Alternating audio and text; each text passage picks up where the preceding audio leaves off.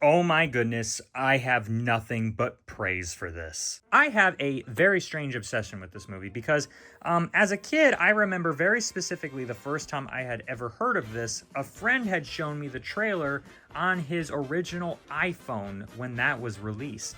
And I thought it was a fake trailer to something, like what? There's a Super Mario Brothers movie? I was in the time of with Super Mario Galaxy 2 releasing and new Super Mario Brothers Wii had come out. And so this always fascinated me. And I remember me and my dad, we went into a EB Games or something like that, some video game shop, and we had asked if they had the movie, and surprisingly they did on DVD, and I watched it and I absolutely loved it. Yes, as I got older, I realized that the movie was not very good, but oh my gosh, is it entertaining as all get up. It really, truly is. And I was always disappointed because it was always strapped to a DVD release. I mean, even later down the road, we never even got a proper Blu-ray release here in North America. So to find out that Umbrella Entertainment had teamed up with the Super Mario Bros. Archives to fully release a 4K edition of the movie, I was over the moon rejoicing of this. I think that this movie looks fantastic in 4K.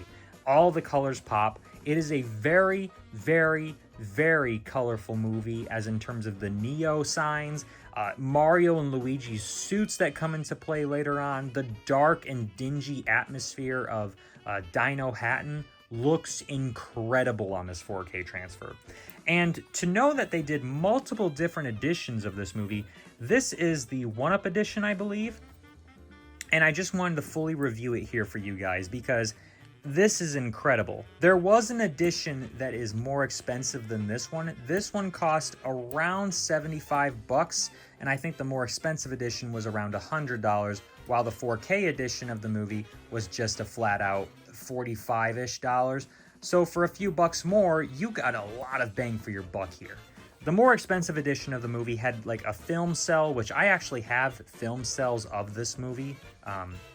Cut to me flipping through those. But they also came with Pogs as well, which I really didn't care about. And since I already had film cells, not just a film cell of this movie, it really didn't matter to me.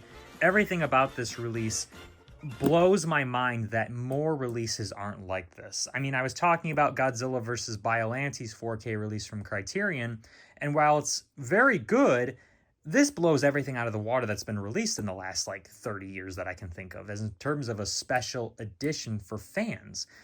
For those that don't know, the Super Mario Brothers movie that was released went through tumultuous and a hectic schedule, as in terms of getting a movie from start to finish. And it's one of the most fascinating production stories of any movie, in my opinion. So to know that you get not only a behind-the-scenes collection of experiences from the cast and key art, you also get different scripts that were coming and going from the movie, because notoriously, this movie was rewritten multiple times, even during production. You get a lot of great art cards, as well as a full recreation of the Super Mario Bros. Movie magazine from back in the day. So let's go through it. So right here is the movie, which right there, Mario and Luigi running away from a Goomba. I really never like artwork that is from or trying to be original when it comes to the movie. I wish they would rather just do the original poster on this, because then it can kind of keep it nice and tasteful with the rest of your collection of movies. But I'm starting to get used to this stuff a little bit more, and I like how simple this logo is. It looks really sexy on my shelf next to all my other 4K transfers. So I'm actually not too mad at this, and especially because it pops off the slip sleeve, which, oh my goodness, thank goodness for slip sleeves. Not enough movies have them nowadays. And right there, you get the original poster that was released here in North America with a little bit of add-ons on the side, which, I mean, hey, I like this because you can kind of show what the original posters look like. And here on the back, we have This Ain't No Game, which this was what the original DVD looked like, as well as the VHS release, I believe, which I don't have for my VHS collection, surprisingly enough. What's great about this release is this is chocked full of stuff for the fans. And I mean true fans of the movie. If you look here, you have a 4K disc, which this includes the movie as well as a ton of special features. You have the Blu-ray disc as well as a full original work print of the movie. This is the original director's cut of what the movie could have been. Now, the quality can be all over the place, but it's impressive that it's even here. It would be like, this is incredible on every level, just as a fan, that I can go back and I can not only watch all the deleted scenes that are found of this movie, but also watch the movie in its entirety of what it could be. It's amazing. I really have to applaud the work here of the Super Mario Bros. Archive, as well as Umbrella Entertainment, for even including this on this collection. I love it to death. There is so much here to praise about just not only the transfer, but just the packaging itself here. To be able to watch the original work print, that already made this worth it to me on every level. Now, here we have a few posters, as I'll display and show off, but my problem with these posters, as I've said with Godzilla vs. Biollante before, is why do they have to fold them up? Why can't they include them separately when you order this sort of package and roll them up really nicely? Because I'm not going to display these now because they're all folded and they're creased up, and I understand there's ways to get those out, but I'm not going to spend time doing that. Why would I? Especially when these posters are double-sided, which I get that's to save and, doesn't cost as much money, but I mean, it's a bit disappointing that these sort of recreation mini posters couldn't have been packaged in a better way. I think that with all these sort of movies that come with a mini poster like that, it's like, why are you going to do that? I mean, it's cool that we have all the posters from the international ones to the Japanese ones to the original American ones over here, but I'm just not going to appreciate them as much when you fold them up and you forget them about them. But that is very cool that that is even here. That is one of the best 4K editions of the movie. And I'm not even talking about how the movie looks. The movie looks fantastic. Look at these comparisons here that I'm showing on screen. I mean, the movie looks incredible. It looks a lot more natural, which was my complaint at first when I was watching the movie. But the more that it went on, the more I actually enjoyed this natural look. The colors popped a bit more for me than on the DVD, which it should when you're watching a 4K edition of a movie. But with that out of the way, what else do you get with this package? Well, for one, you get a full recreation of all the scripts that went through time with this movie. You get the original, as well as what the original story could have looked like with the version that they started to shoot with. It's really cool, and you get a really nice introduction here from the screenwriter, and it just kind of goes into how they made the movie and what challenges were in the movie and how they went from A to B and how its script was constantly getting changed around and how Annabelle and Jankel and how they were always wanting to have some idea into the script. I haven't fully gone through all of this yet because there's a lot to read in this book. I mean, cripe, you're talking about 265 pages here. Incredible. Glad it's here. Love it. I'm taking my time, fully embracing what this movie could have been. And it could have been, I think, one of the best movies of the 80s, which I already think it is to a certain degree in an ironic way, but this could have broken box office records in the 80s. I mean, who knows? Maybe even Jurassic Park, which came out a week after this movie, could have been toast. With it, too, you get a full mini recreation of the Super Mario Bros. Movie magazine, which is really neat because not only does it fully recreate what the magazine was, but it also recreates all of the ads as well. So here you have Triple Play, you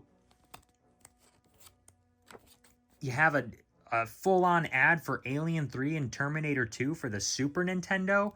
I mean, this is really cool. Right there, Outside Kids, and it even includes the original send-away offer. That is just awesome. You can really fully feel what people were excited for. And this can kind of show you the way that people were marketed the movie, like how excited people were actually for the movie. You know, if you look at a lot of people that were talking about this movie online and how the discourse surrounding the movie, if you were excited for it or if you saw a trailer for it in the theater, you were excited for it. They made this movie look awesome. Is it awesome? It's to be argued. Now, you also get a lot of these art cards, which I'm never the biggest fan of when it comes to these. I really don't understand the appeal of these still, because a lot of collector's editions for video games now will come with these, and they'll have some sort of outer spine with these just kind of tacked on. I know Pacific Drive did that for its physical edition, and it's just like, why? Why not have these fit inside the case or something like that, or make them smaller? But you get a lot of high quality images. Here's John Leguizamo and Bob Hoskins. Bob Hoskins, as well as Bertha, that's the fish, the red fish from Mario. That's what she was supposed to be. Right there, John Leguizamo and Bob Hoskins. Yoshi and Daisy. There's Dennis Hopper. Here's a cool picture just of Dino Hatton with the Thwomps, the Stompers, and then there's the Devo Chamber. And I still have no idea who this is. This looks like the guy from X-Files that was in the Squeeze episode. That's what that guy looks like. I'm just never been a big fan of these art cards per se. I just never really get them or why they're included in a lot of these. Is it a cool addition? I guess. I don't know. Who actually enjoys having these in a collector's edition? Like, I'm being honest. Who actually, like, looks through them more than once? Not to mention, to get the stupid sleeve on them is a pain in the butt. It never wants to fit right after you get it off. Now, the main thing that I was very excited for, now, the 4K transfer, like I said, made the entire package for me already. Everything else could have gone. To have the original work print, as well as all those cool special features and behind-the-scenes nonsense, this is the best collector's edition for any movie that has ever come out, in my opinion. But this is incredible. This is a collection of behind-the-scenes experiences as well as art. And it is a thick boy. It is coming out at a whopping 481 pages. This includes interviews and art pieces from every possible person that has worked on the movie. And it's awesome because look, this is what the movie could have looked like. Look at the Thwomps. They look so good. Could have been claymation. Look at the turtles. Oh my goodness. And then, no.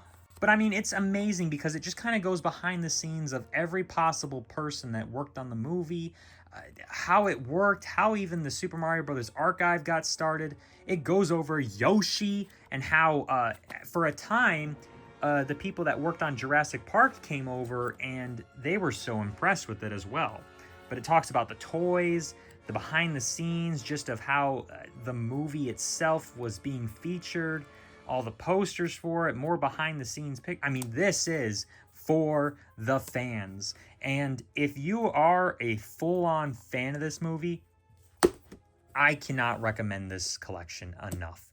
The transfer was already worth it. But to know that you get a full collection of behind the scenes footage of almost 500-page book.